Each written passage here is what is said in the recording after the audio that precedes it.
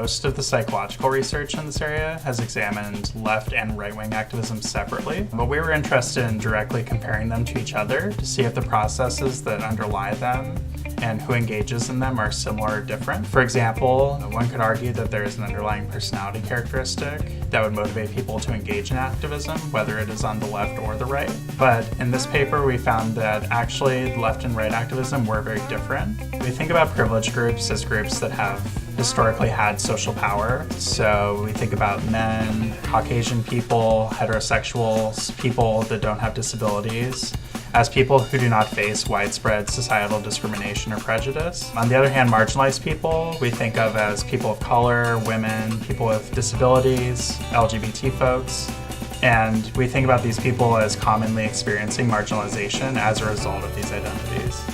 We found that being a member of a privileged group, like being white, male, or straight, by itself was not predictive of likelihood to engage in right-wing activism, but it was this effect of these system-justifying beliefs and these ideologies that, combined with their privileged identity, was predictive of them engaging in right-wing activism. With left-wing activism, we found that identification with marginalized identities and openness to experience both predicted left-wing activism, but this was independently of each other. And this can explain why we see many open-minded privileged people on the left, such as white allies, engage in left-wing activism. In terms of the current political climate, we're seeing a growing divide between the left and the right. Left-wing movements, such as the Black Lives Matter movement, have been prominent in recent years.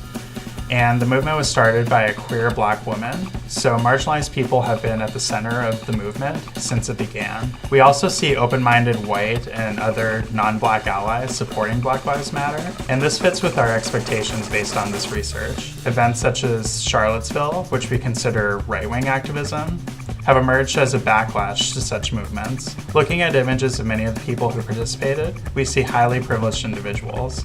Many of these people may have felt threatened by the perceived attack on the status quo and sought to defend a system of power that they felt was justified. We wanted to see what leads people to engage in socially transformative action on the one hand, and also to see what leads people to want to uphold the status quo on the other.